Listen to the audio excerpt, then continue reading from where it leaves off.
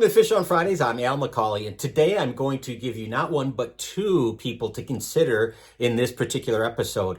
And neither of these gentlemen are saints yet. I call them someday saints because they are both on the track, if you will, to becoming saints someday. And I think there's a case to be made for both causes, that both men eventually someday will be canonized.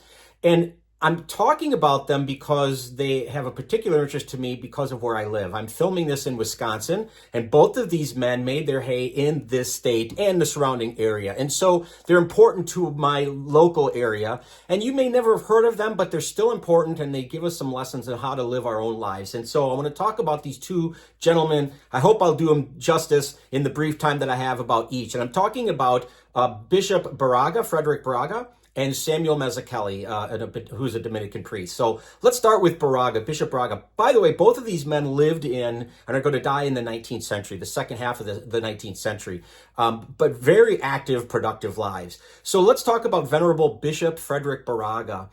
He was born in Slovenia and he became a missionary, but before he left this country, he earned a law degree and he was ordained a priest. And that was, he was ordained in 1823.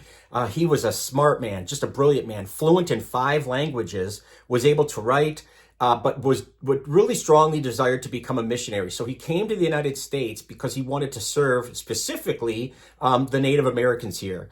And primarily his initial group that he worked with were the Ojibwa Indians. And this is in the Upper Great Lakes region, if you're familiar with the United States, the Upper Great Lakes region. Because he was a lawyer, he knew the legalities of systems, and he was able to use his legal mind, his legal skills to challenge 2 or 3 different people, the French fur traders, and in fact, sadly to say, the U.S. government, because of their exploitation of the natives. He was able to help them and defend them in court. He eventually was transferred to Lake Superior, which is north of Wisconsin, where, again, the state I'm in, where he served natives, he did serve traders, he served settlers, he helped all kinds of people. It's said that by the time he died, he traveled more than 80,000 miles in service of these groups. How did he do this? Obviously, this is before planes and automobiles. It was canoe, by foot, by horse, by dog sled, by snowshoe. Snowshoe was the thing he became known for. In fact, he was referred to as the snowshoe priest. In fact, when you see pieces of art, statues, whatever, of Baraga, look in the corner or him holding snowshoes. Excuse me, it's because of that moniker. He was the snowshoe priest. Just as an aside, he was also known as the shepherd of the wilderness and the apostle to the Chippewa. So he had a lot of different monikers that people knew him by. But Baraga was very active, ridiculously impressive man. He was the first bishop of Marquette, which is in the Upper Peninsula of Michigan, and he was made that in 1853.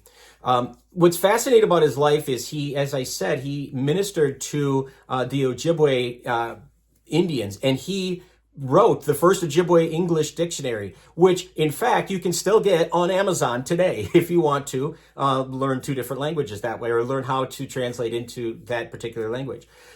He translated the catechism and rewrote it so it could be understood in the Chippewa language. He was a confessor and a spiritual director, dare I say a friend to, the next person I want to talk about, a Dominican priest named Samuel Mazzuchelli.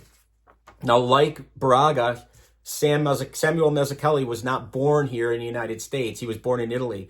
And he left in 1828 for the United States. He was ordained in 1830 while he was here, and he became part of the Dominican order. Now, his dad was not happy with that because the Dominicans were a mendicant order, a beggar order. They were poor. He just wasn't happy with that. But nonetheless, he was ordained a Dominican, and Samuel Mazzuchelli went on to really influence a lot of people. He was sent to the Upper Peninsula in Michigan and to the northern parts of Wisconsin, much like Baraga, same kind of geographical region. He served the natives and new immigrants there, miners, farmers, all kinds of things. So again, if we were making a Venn diagram of these two men, a lot of commonalities I'm sure you're seeing here. he was Italian and he knew Italian, obviously, the language, but he was conversant in English and in French. So again, he could cross barriers much like Baraga could too, in terms of the language, being able to communicate with different people.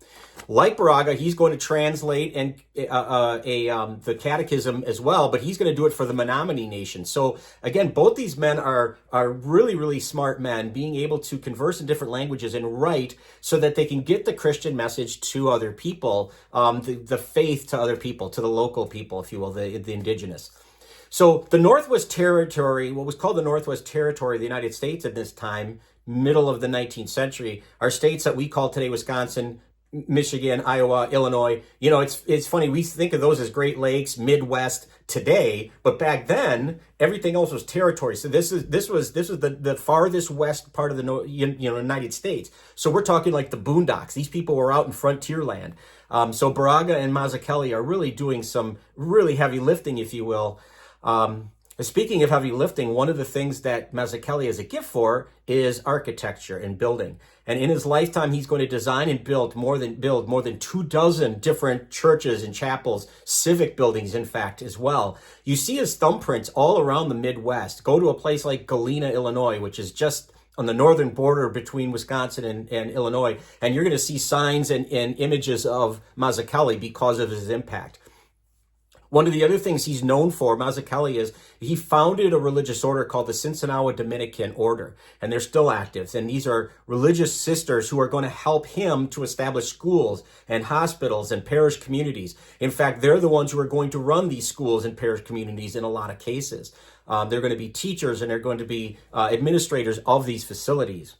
He taught and they taught the Chippewa, the Menominee, the Winnebago, the Potawatomi. They're going to go across all different types of these Native Americans in order to minister to them and to bring Christianity to them.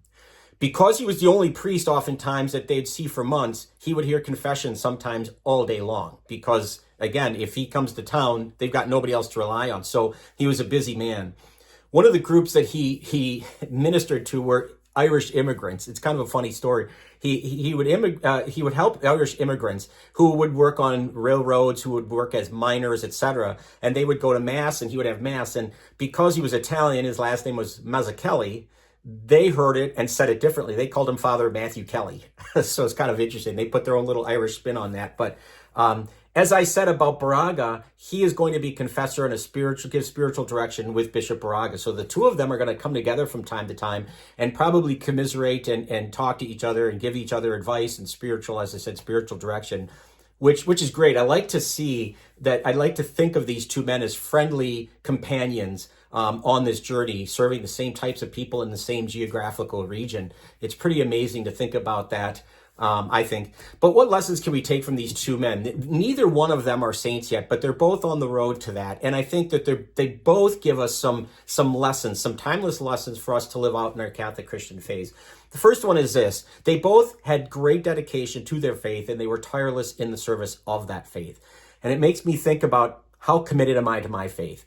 Do I go to Mass once a week and that's about it, and that's all I can have time for? Or do I try to have I increased my prayer life? Do I reach out to others, my service of others? How do I show my love of God, basically? That's what they were doing. They were showing their love of God in the dedication, in their tireless service. Can I do the same in my own little corner of the world?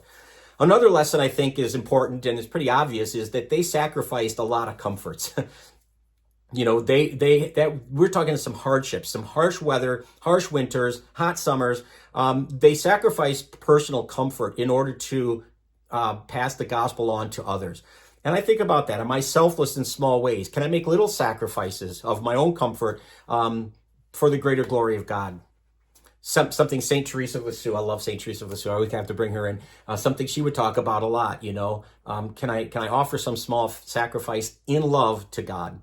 The last thing I would say, the third lesson I would say that Baraga and Mazzuchelli give us is this: they advocated for others. You know, do I honor those people who are different than me? Can I see God in them? Can I see them as made in the likeness and image of God and still love them? Can I advocate for the other? Think about how different our world would be today just politically if we did that. It'd be remarkably peaceful compared to what we unfortunately see right now. So something to maybe to take to prayer. But anyway, there you go. Two wonderful men, very active in their faith and spreading the faith. And hopefully someday we'll be calling them Saint Baraga, Bishop Baraga, and Saint Samuel Mazzuchelli. But anyway, thanks for watching. If you'd like to share this content, that'd be great. We'd love it if you would subscribe to our YouTube channel or follow us on Facebook. But either way, we hope you will tune in every Friday for Fish on Fridays. Until next time, please be good to each other, and God bless.